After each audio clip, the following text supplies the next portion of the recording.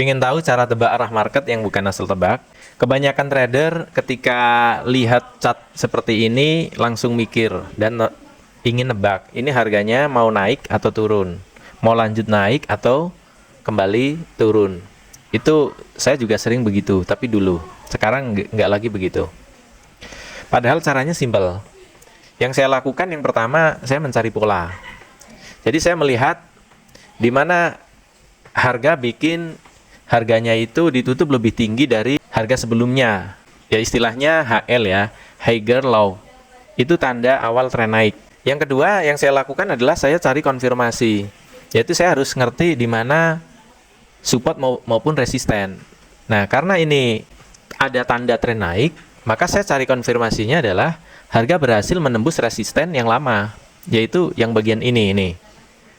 Nih, jadi ini kan resisten. Karena resisten ini ditembus, maka ini konfirmasi kuat bahwa tren naik masih berjalan. Kemudian yang ketiga saya pakai filter. Jadi di dalam MetaTrader kan ada filter tuh, salah satunya menggunakan MA, Moving Average.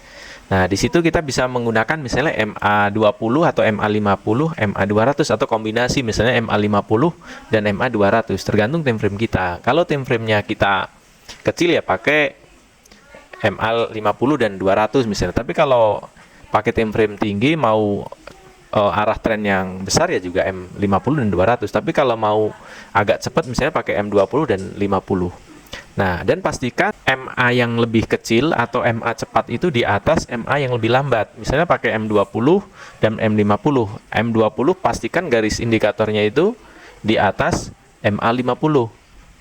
Jadi ini adalah filter sederhana buat pastiin kita bisa cari momentum sesuai arah tren. Jadi kan nggak perlu ribet. Jadi kita tidak perlu pakai teknikal-teknikal yang mungkin rumit yang kita tidak bisa mengulang, bahkan sulit dipahami, bahkan tidak bisa di backtest. Jadi cukup 3 langkah. Yang pertama kita harus memahami pola, kemudian konfirmasi. Ini di bagian resisten maupun support kita cari konfirmasi breakout berarti, kemudian filter dengan MA. Dengan begini tebakan kita udah punya dasar yang kuat. Jadi ini namanya tebak metodologis ya, artinya tebak pakai metode, bukan tebak-tebakan. Ini baru dasar-dasarnya saja.